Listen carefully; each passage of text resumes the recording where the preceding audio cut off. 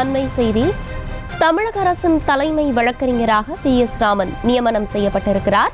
கூடுதல் விவரங்களோடு இணைகிறார் செய்தியாளர் மதியழகன். மதியழகன், வணக்கம். இது குறித்தான மேலும் விவரங்கள். தமிழக அரசினுடைய தலைமை வழக்கறிஞராக இருந்த சண்முக சுந்தரம் தனது பதவியை ராஜினாமா செய்த நிலையில் மூத்த வழக்கறிஞர் PS ராமனை தமிழக அரசினுடைய புதிய தலைமை வழக்கறிஞராக நியமிப்பதற்கு தமிழக அரசு பரிந்துரை செய்திருந்தது.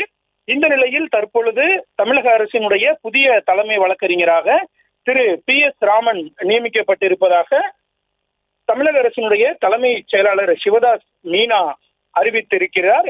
PS ராமனுடைய முழு பெயர் பட்டாபி சுந்தரராமன், அதன் சுருக்கமே PS ராமன் என்று அழைக்கப்படுகிறது. கடந்த 2021ஆம் ஆண்டு திமுக ஆட்சி அமைந்ததும் தமிழக அரசினுடைய தலைமை வழக்கறிஞராக சண்முக சுந்தரம் நியமிக்கப்பட்டார்.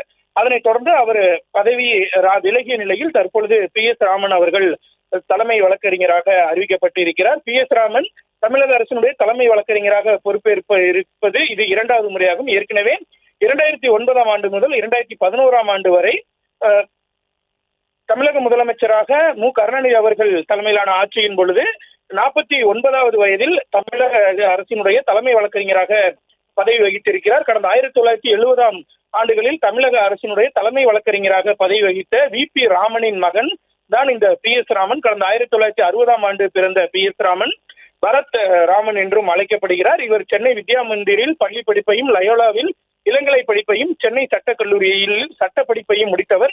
அரசியல் சட்டம், உரிமையியல், வணிகம், குற்றவியல், சொத்து சட்டங்கள், நேரடி வரிகள், அறிவுசார் சொத்து சம்பந்தப்பட்ட வழக்குகளில் இவர் ஆஜராகி இருக்கிறார். கடந்த 40 ஆண்டுகளாக வழக்கறிஞராக பணியாற்றி வரும் PS ராமன் கடந்த 2004ஆம் ஆண்டு மூத்த வழக்கறிஞர் என்ற அந்தஸ்தை பெற்றார். மேலும் கிரிக்கெட்டில் அலாதி பிரியம் கொண்ட PS ராமன் டேபிள் டென்னிஸ் உள்ளிட்ட விளையாட்டுகளிலும் ஆர்வம் கொண்டவர். கொரோனா ஊரடங்கு காலத்தில் தனது தந்தை குறித்த புத்தகத்தையும் திரு PS ராமன் அவர்கள் வெளியிட்டிருக்கிறார்.